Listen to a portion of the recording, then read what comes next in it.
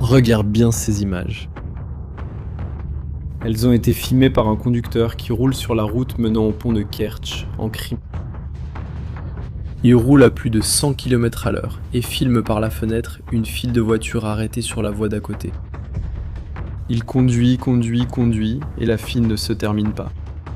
Une file longue de plusieurs kilomètres, composée de familles russes dans leurs voitures, qui tentent de quitter la péninsule que Poutine leur avait promise pour toujours. Mais regarde en détail, la voie de ceux qui partent est bouchée.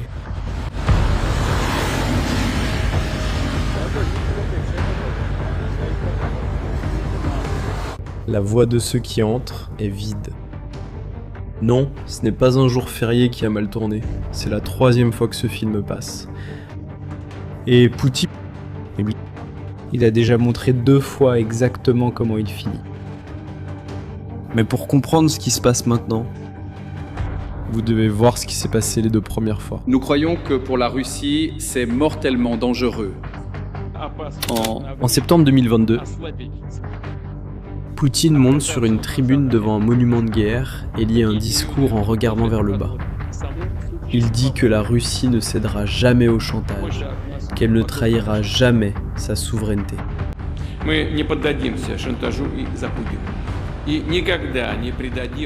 Quelques mois plus tôt, l'ancien président Dmitri Medvedev était allé plus loin en déclarant « Toute attaque contre la Crimée, disait-il, provoquerait le jour du jugement dernier ». C'était des promesses absolues, et quelques semaines plus tard, la première d'entre elles a été rompue. L'Ukraine a avancé sur Kherson, la seule capitale régionale que la Russie avait capturée pendant la guerre. Et cette réponse apocalyptique que Poutine avait promise n'est jamais venue. Il a livré la ville sans discours, sans explication, en silence. Mais la 2e fois a été encore plus révélatrice. En 2023, le service de sécurité de l'Ukraine a montré à une équipe de CNN une arme que personne ne prenait au sérieux. Un drone naval appelé Sea Baby, transportant 850 kg d'explosifs. Sur les images, on peut voir le moment exact où il glisse sur l'eau la nuit et explose contre le pont de Kertch.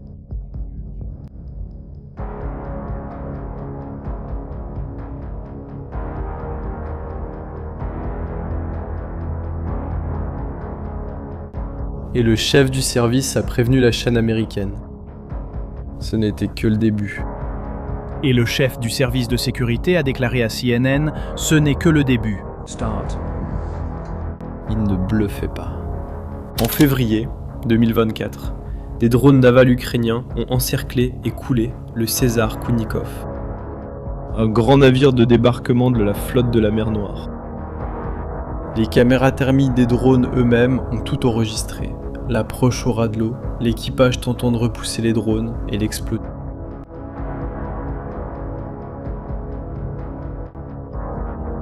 Un pays qui n'avait pratiquement pas de marine était en train de couler un à un les navires de guerre de la Russie. Et tu sais ce que Poutine a fait ? Il a retiré ce qui restait de la flotte de Crimée vers des ports sur le continent russe. Et encore une fois, il l'a fait sans l'annoncer. La télévision d'État n'en a tout simplement pas parlé. De retrait. Et la même méthode, nier, minimiser et reculer en silence.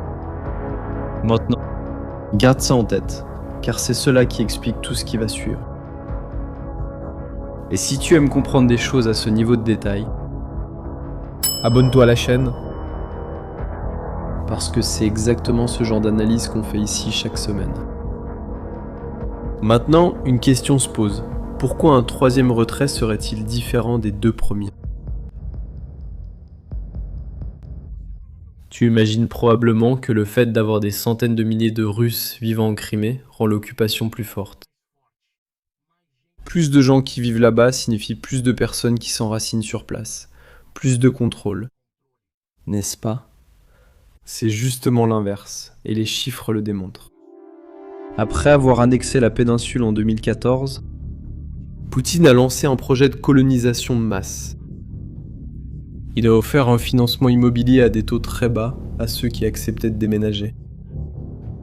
Militaires, juges, médecins et enseignants ont été transférés de Russie avec toute leur famille. Sur le champ de bataille, l'information, c'est le pouvoir, mais une bataille demeure invisible. Chaque jour, des courtiers en données collectent, compilent et vendent vos données personnelles à votre insu et sans votre consentement. Notre sponsor du jour, Incogni, vous aide à l'effacer de centaines de bases de données en seulement quelques clics. Votre adresse personnelle, votre numéro de téléphone et des infos sur votre famille pourraient être en ligne en ce moment, sans que vous le sachiez. Cela peut entraîner des appels indésirables, des arnaques et des vols d'identité. C'est dangereux pour vous et votre famille. C'est pourquoi j'utilise Incogni. Incogni trouve automatiquement où vos informations personnelles sont exposées et envoie des demandes de suppression en votre nom. Ils ne peuvent pas vous nuire s'ils ne peuvent pas vous trouver. Et avec le forfait illimité, vous pouvez aller encore plus loin. Collez simplement le lien d'un site exposant vos infos personnelles. Et les experts d'Incogni en protection de la vie privée s'occupent du reste avec des suppressions personnalisées. Commencer ne prend que quelques minutes. Et, après une autorisation unique, Incogni s'occupe du travail difficile pour vous. Reprenez le contrôle de votre vie privée dès aujourd'hui. Utilisez notre code spécial pour obtenir 60% de réduction sur n'importe quel abonnement annuel Incogni. Scannez le code QR ou cliquez sur le lien ci-dessous et commencez à supprimer vos informations personnelles du web. Vous savez déjà que l'information, c'est le pouvoir. Utilisez maintenant ce pouvoir pour vous protéger et reprendre le contrôle de votre vie privée avec Incogni. En 2021, un décret a interdit aux étrangers de posséder des terres dans la région, y compris aux Ukrainiens eux-mêmes qui y ont toujours vécu. Et tu sais quel a été le résultat de cela ? Les autorités d'occupation admettent officiellement que 650 000 citoyens russes sont déménagés en Crimée. Le gouvernement ukrainien estime que le nombre réel pourrait atteindre 850 000. Mais l'histoire a déjà présenté cette facture auparavant. La Crimée est une péninsule entourée d'eau qui n'a jamais produit assez pour subvenir à ses propres besoins. Pendant 2500 ans, des sièges médiévaux à la guerre de Crimée au XIXe siècle, le scénario s'est répété. Celui qui coupait les approvisionnements de ceux qui occupaient la péninsule a gagné. Et plus l'occupant met de gens là-bas, plus la facture devient lourde. Poutine a réussi à retirer la flotte en silence. Mais de 650 000 personnes ne partent pas en silence. L'Ukraine l'a compris. Et en avril 2026, a commencé à couper les lignes, une par une. La route principale, reliant la Russie à la péninsule, a reçu un surnom parmi les soldats eux-mêmes. La route de la mort. Des drones ukrainiens ont commencé à traquer les convois qui circulaient sur cette route, laissant des camions en flammes sur leur passage. Le 21 juin, le terminal pétrolier maritime de Kerch, la ville qui se trouve juste à l'entrée du pont par lequel le carburant arrive dans la péninsule, a été touché. Des habitants de l'autre côté du canal ont filmé la colonne de fumée noire s'élevant en plein jour sous un ciel bleu. De l'autre côté de la Crimée, à Sébastopol, la plus grande ville de la péninsule, la principale sous-station électrique a été attaquée 7 fois en une seule nuit, selon le commandant des forces de drones de l'Ukraine. Et lorsque la Russie a tenté d'approvisionner la péninsule par la mer, en utilisant les pétroliers de sa soi-disant flotte fantôme, les drones les ont également poursuivis. Selon le commandement ukrainien, 21 navires ont été touchés en seulement 72 heures. En mer d'Azov. Les images thermiques diffusées par les unités elles-mêmes montrent des navires exploser les uns après les autres au milieu de la nuit. Route, pont, mer. Chaque route qui alimentait 650 000 personnes a été coupée. Des gens ont vu cela venir. Le 16 juin, Refat Chubarov, le chef des Tatars de Crimée, le peuple autochtone de la péninsule qui y vit depuis bien avant tout russe, a enregistré une déclaration adressée précisément aux colons. Le message était direct. Vous avez créé en Poutine. Vous vous êtes installé sur des terres volées. Et maintenant, la péninsule est devenue une ligne de front.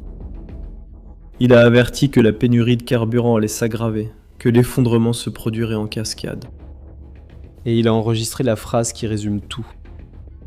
Chaque jour où le pont de Kertch fonctionne est votre chance de partir en sécurité. Après, il sera trop tard. Et 5 jours plus tard, l'avertissement est devenu réalité. Le même jour, le 21 juin, alors que le terminal de Kertch brûlait, Sergueï Aksionov, le chef de l'administration de Crimée, il est apparu à la télévision pour une annonce que personne n'avait jamais entendue auparavant. À partir de ce matin-là, la vente de carburant au public était suspendue dans toute la Crimée. Tout se fait par carte bancaire. Tout. Et fais attention aux détails. Il a énuméré les modes de paiement un par un. Le problème, ce n'était pas comment payer. Il n'y avait plus rien à vendre. L'essence qui restait était réservée au service de l'État.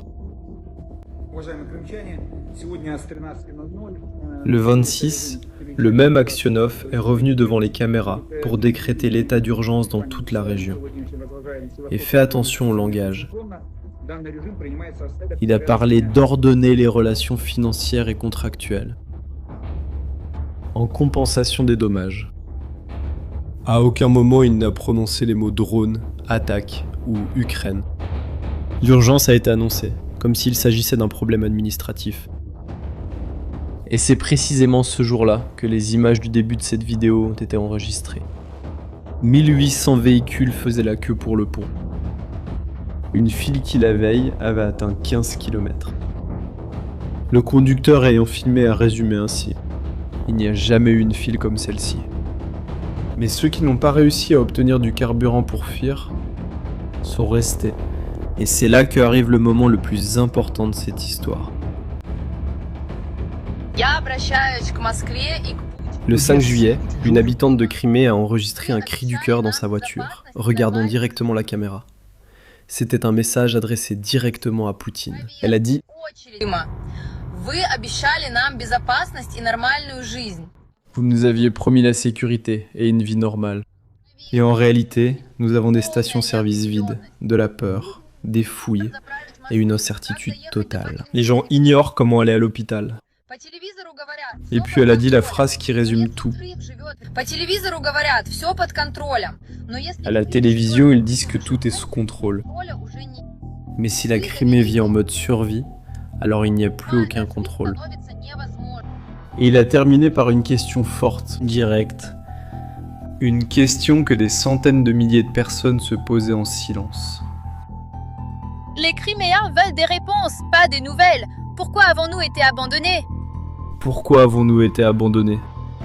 Elle ne le savait pas, mais la réponse avait déjà été donnée. Une semaine auparavant. Le 28 juin, 2 jours après la déclaration de l'état d'urgence, Poutine a accordé une interview au journaliste Pavel Zarubin de la télévision d'État. Lorsqu'on lui a demandé au sujet du manque de carburant, il a déclaré « Nous observons un certain déficit, mais il n'est pas critique. » Et il a ajouté « Il y a des dégâts, mais toutes les infrastructures endommagées sont rapidement réparées. Ce n'est pas critique. Rapidement restaurées. » Garde ces mots, car 10 jours plus tard, le propre système de Poutine les a démentis devant lui. Lors d'une visioconférence gouvernementale, le 8 juillet, le gouverneur installé de Sébastopol a fait un rapport à Poutine, en direct, que le litre d'essence dans la ville avait atteint 197 roubles, soit plus du double de la moyenne nationale. Le triple du prix d'avant la guerre. L'homme affirmant que rien n'était critique a entendu de l'employé lui-même l'ampleur de l'effondrement. Maintenant, regarde ce qui s'est déjà passé jusqu'ici. Il a nié. Il a dit que rien n'était critique. Il a minimisé. Il a annoncé l'urgence, comme s'il s'agissait d'une simple formalité administrative. Et si tu te souviens de ce qu'on a dit au début de la vidéo, tu sais exactement ce qui manque. Le retrait silencieux. Ce schéma-là, tu vois ? Et ces signes sont déjà apparus. Le mouvement de résistance qui opère à l'intérieur de la péninsule, appelé Atesh, affirme que les administrations de 2 villes ont reçu l'ordre d'évacuer des documents et du matériel officiel.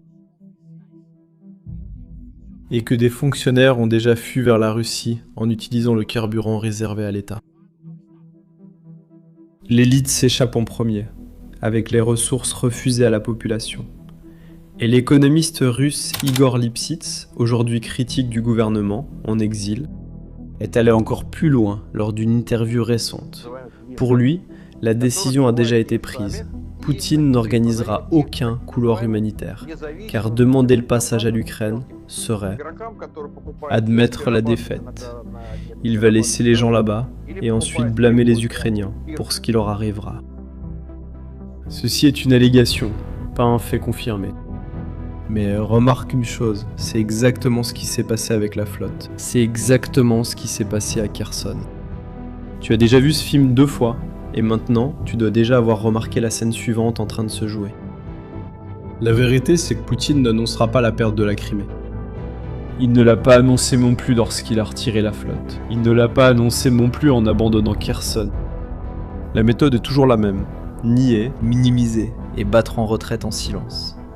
Que les autres paient l'addition. Sauf que, cette fois, l'addition a un visage. Ce sont les 650 000 personnes qu'il a lui-même convaincu de s'y installer. Attiré par une promesse qui s'effondre devant les caméras.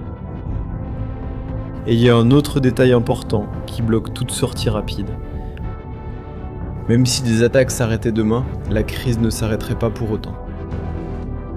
Les raffineries détruites peuvent mettre des années à reprendre leurs activités, pas des semaines. Et la péninsule que Poutine a vendue comme un paradis éternel se dirige maintenant vers 2 destins possibles. Devenir une monnaie d'échange lors d'une future table de négociation, ou devenir le symbole définitif que sa parole ne suffit même pas à maintenir le territoire qu'il a le plus célébré. Cette histoire connaîtra encore de nouveaux chapitres. Et chaque développement, vous le verrez ici en premier. Alors abonnez-vous à la chaîne pour ne rien manquer. Et dites-moi votre avis dans les commentaires. Poutine va-t-il répéter le schéma et se retirer de la Crimée en silence? Ou bien cette fois, il n'aura pas la possibilité de cacher le retrait? Merci pour votre attention et à la prochaine vidéo.